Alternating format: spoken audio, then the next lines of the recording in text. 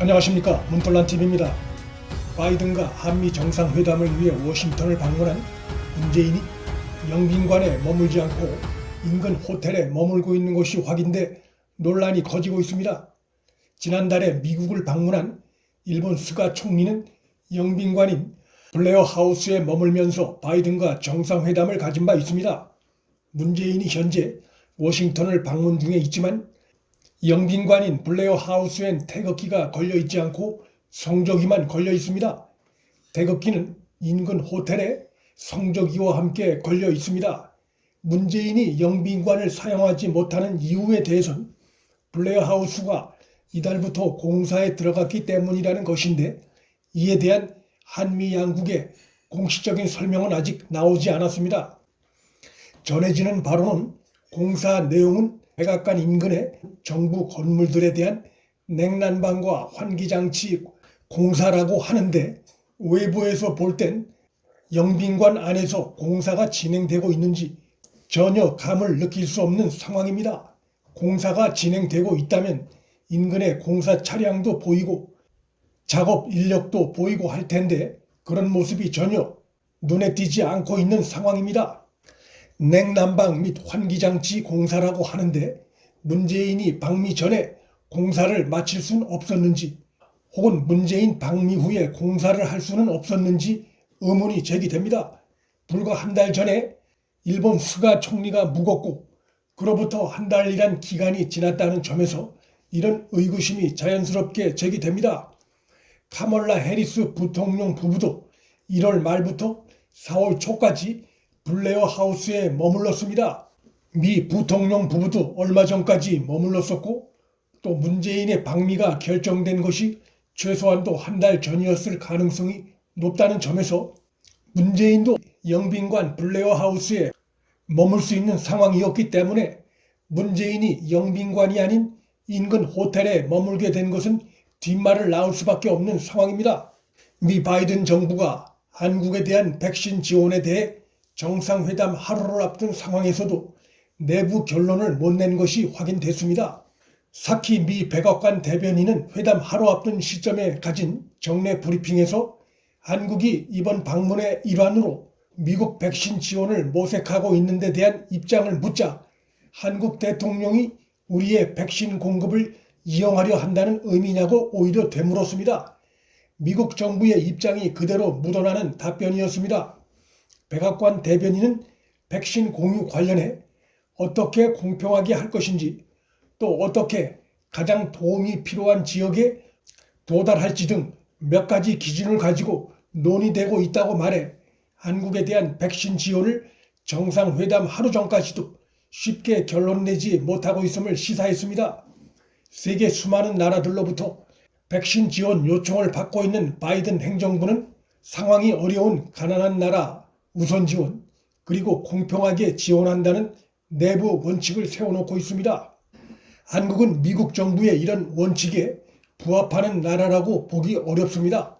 다만 바이든 행정부가 반도체와 배터리 분야에서 중국의 침공을 막겠다는 국가적 목표를 갖고 있고, 미국의 이러한 목표에 실질적인 도움을 줄 수 있는 기업이 바로 삼성과 SK이기 때문에 한국은 이 카드를 통해 미국으로부터 백신 지원을 받는 방안이 남아 있습니다. 미국은 배터리 수급에서 중국의 목줄 잡히게 되는 상황을 가장 두려워하고 있습니다. 이런 상황에서 구세주처럼 나타난 것이 바로 한국 배터리입니다. 한미 정상회담에 맞춰 삼성과 SK 등은 미국에 수십조의 투자를 추진하고 있습니다. 국내 대기업들이 이렇게 엄청난 규모의 미국 투자를 함에도 백신 지원을 받아내지 못한다면 그것은 전적으로 문재인의 무능 외교 탓으로 볼 수밖에 없습니다. 미국이 세계와 공유하겠다고 밝힌 화이자, 모더나, 얀센 백신은 모두 2천만 회분입니다. 이것을 세계 여러 나라에 지원하겠다고 밝힌 상태입니다.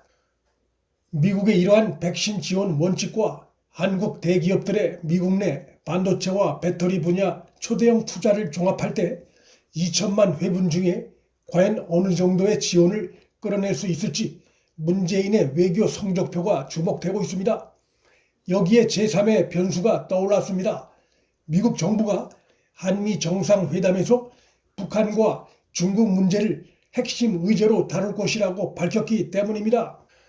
바이든 정부는 문재인이 권고한 미국 정상회담에 대해선 계획이 없고 의제도 아니라고 못을 박았습니다.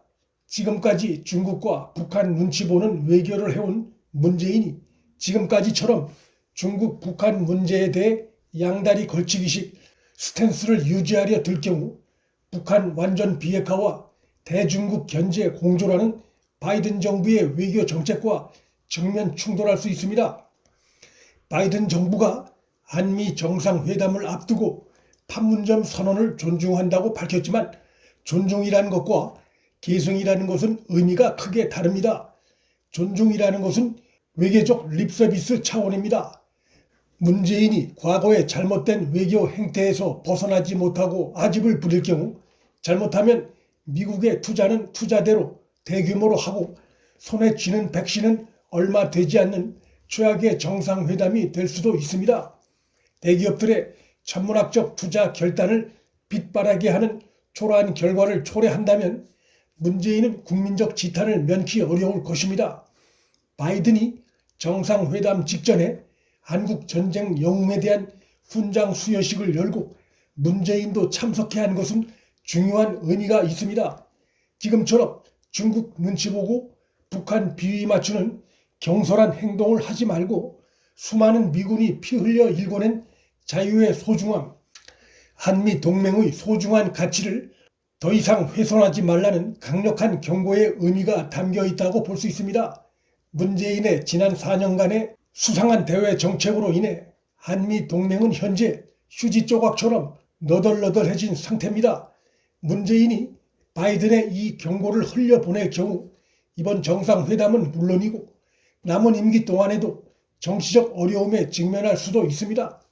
문재인 정부가 경제 이득과 쇼의 정치를 앞세우던 트럼프 정부와 달리 동맹의 가치와 자유민주주의 원칙을 중시하는 바이든 정부를 만나 중대 위기에 직면했고 시험대에 올랐습니다.